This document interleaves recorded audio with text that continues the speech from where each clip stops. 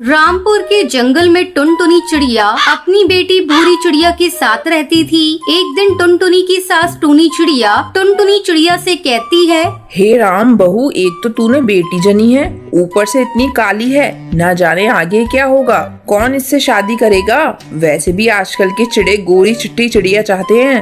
माँ जी, इसमें इस बेचारी का क्या दोष है? गोरा और काला होना अपने बस में थोड़ी ना है। माँ जी अब बेकार में से कोस रही है और सभी लोग जानते हैं जोड़ियाँ ऊपर से बनकर आती हैं, तो इसके लिए भी कोई न कोई चिड़ा जरूर होगा। अभी से इस बात पर कलेश करने की कोई जरूरत नहीं है। धीरे धीरे भूरी चिड़िया थोड़ी बड़ी हो जाती है, लेकिन अभी तक वो स्कूल नहीं जा पाई थी, क्योंकि जैसे ही वो घर से बाहर निकलती तो जंगल के पक्षी उससे कहते हैं, अरे हरी तोती, वो देख काली तवा वाली चिड़िया जा रही है। इसकी माँ को तो तवा खरीदने की जरूरत ही नहीं पड़ती होगी, वो सारी रोटियां इसी पर सेकती होगी। तुम मुझे क्यों चढ़ाते हो? तुम सभी पक्षी बिल्कुल भी अच्छे नहीं हो।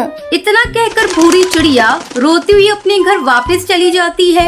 माँ, मैं घर के बाहर कभी नहीं जाऊंगी। जंगल के सारे पक्षी मुझे चिढ़ाते हैं। बेटा तू चिढ़ती है, तभी तो वो पक्षी तुझे चिढ़ाते हैं। तू ऐसा कर, उनकी बातों पर ध्यान ही मत दे।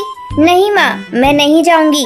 माँ, तुम मुझे जबरदस्ती मत भेजो। अच्छा ठीक है बाबा, तू मत जा बाहर, लेकिन तू अब अपने आंसू तो पहुँच और ये ले, जा अपने पापा को पानी दे दे। वो बाहर घोंसले में अपने दोस्त के साथ बैठे हैं। भूरी पानी लेकर अपने पापा के पास जाती है। अरे टुन्नू चिड़ा, ये तुम्हारी बच्ची है ना? किस क्लास में पढ़ती है? टुन्नू चिड़ा उसे कोई जवाब नहीं देता। बेटी इधर आओ, तुम किस स्कूल में पढ़ती हो? अंकल जी, मैं किसी स्कूल में पढ़ने नहीं जाती।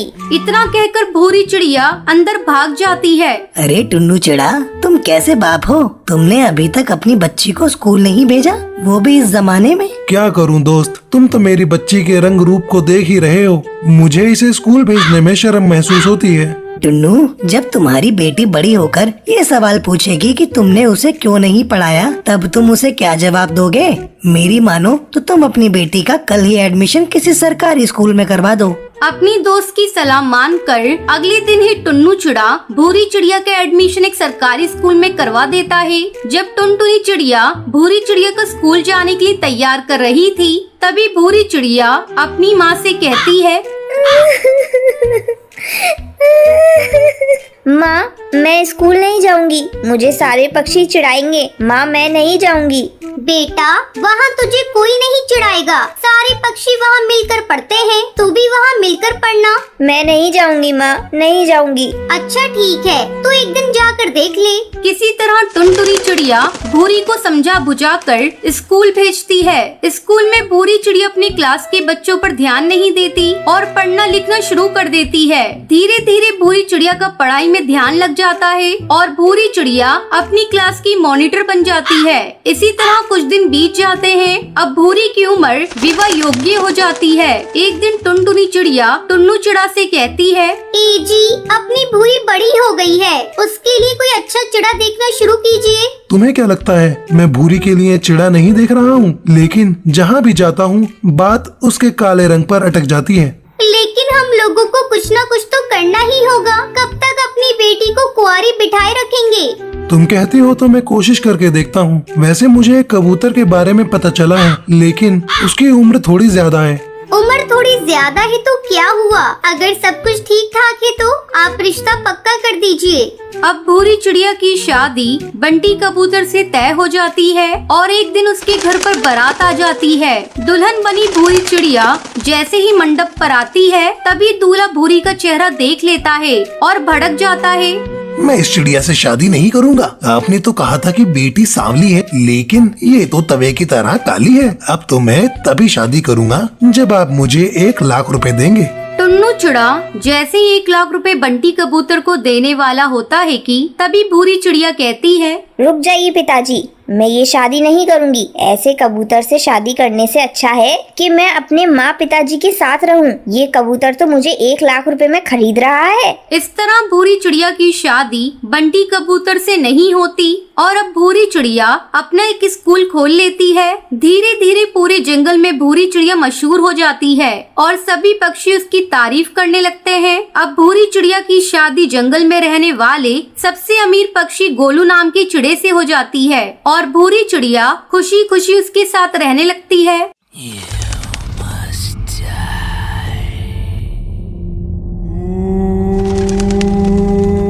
सुंदरवन जंगल में पीपल का पेड़ था।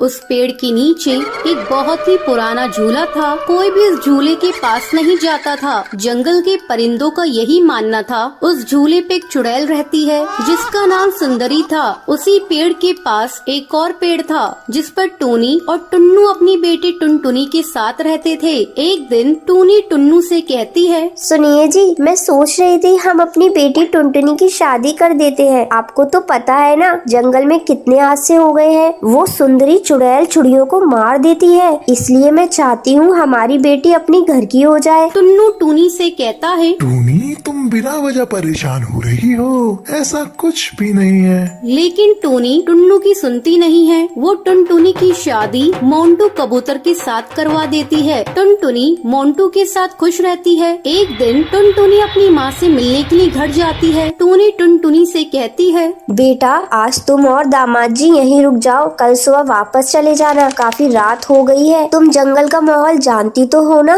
टुनटुनी टूनी से कहती है, जी माँ मैं जानती हूँ। फिर मोंटू और टुनटुनी रात में सो रहे होते हैं। तभी अचानक से टुनटुनी की आँख खुल जाती है। उसे झूले के पास से सुंदरी चुड़ैल की आवाज सुनाई देती है। अरे ओ टुनटुनी, आजा मेरे बच्चे, मैं तुझे झूला झूलाऊंगी। आ मेरे पास आजा।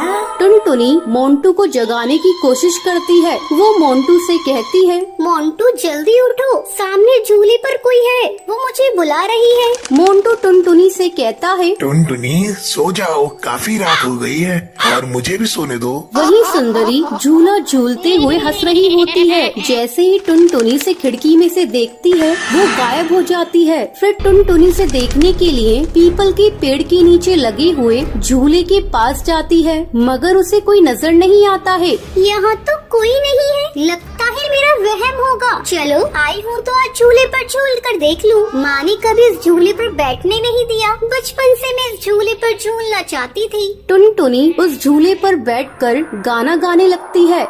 ये रातें, ये मौसम, नदी का किनारा, ये चंचल हवा।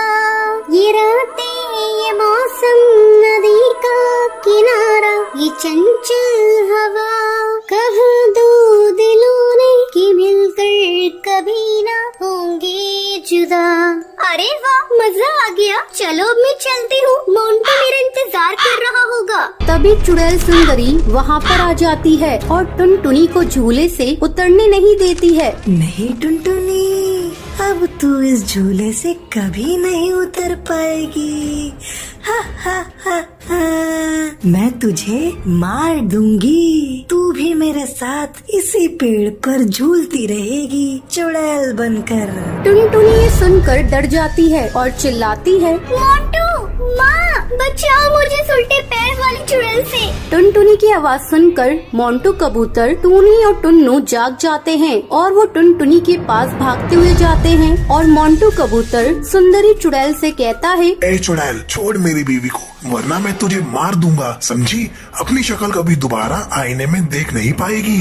सुंदरी मोंटू से कहती है, अच्छा तू मुझे मारेगा? हा हा हा। चल मार के दिखा, देखूं कितना दाना तेरे में। टुनटुनी चिल्ला रही होती है,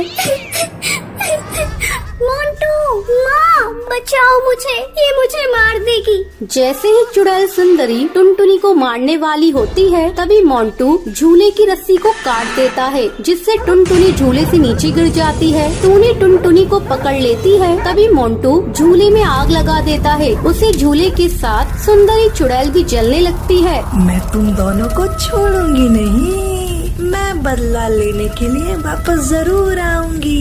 ये कहकर वो जलकर राख हो जाती है। तो ये थी आज की कहानी कि आपको पता है सुंदरी चुड़ैल कहाँ पर रहती थी? अगर आपको पता है तो आप हमें कमेंट करके जरूर बताएं। अगर आपको ये वीडियो पसंद आई हो तो इसे लाइक और ऐसी कहानियाँ देखने के लिए मेरे चैनल को सब्सक्राइब करना ना भूलें।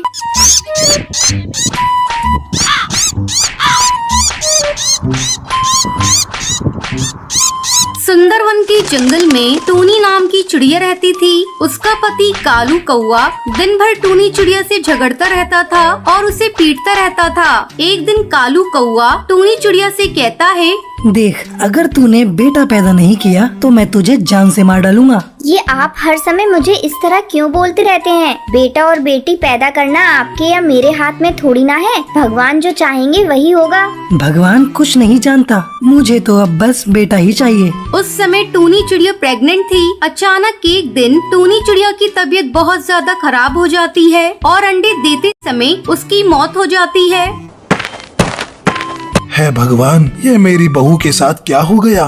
मैंने अपने बेटे से मना किया था कि बहू को इतना मत सताया कर, लेकिन वो मेरी बात माने तब ना। अब मेरी छोटी सी बच्ची टुनटुनी चिड़िया को कौन देखेगा?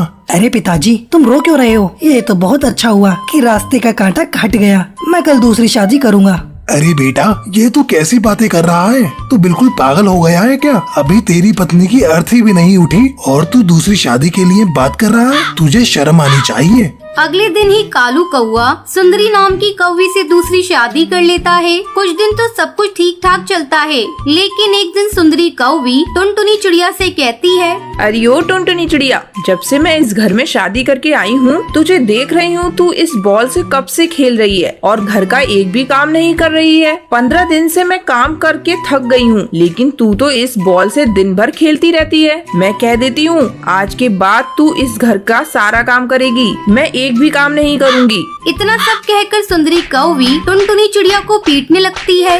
माँ मत मारो मुझे मत मारो माँ। तुम जैसा कहोगी मैं वैसा करूँगी। माँ मुझे मत मारो। आज से तुझे घर का सारा काम करना है। तुझे मेरे कपड़े धोने हैं, खाना भी पकाना है और बर्तन भी तुझे ही धोना है। ठीक है माँ, मैं सब कुछ करूँगी।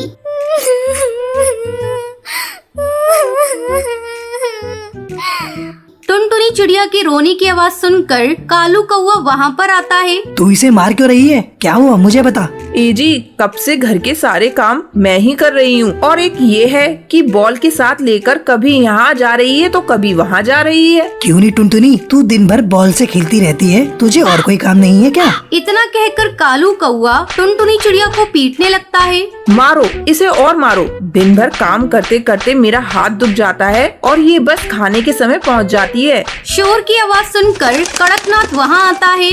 अरे तुम दोनों इसे क्यों मार रहे हो? क्या किया इसने? मारे नहीं तो और क्या करें? दिन भर बस इधर उधर घूमती रहती है और घर का काम एक भी नहीं करती। सारा काम मुझे करना पड़ता है।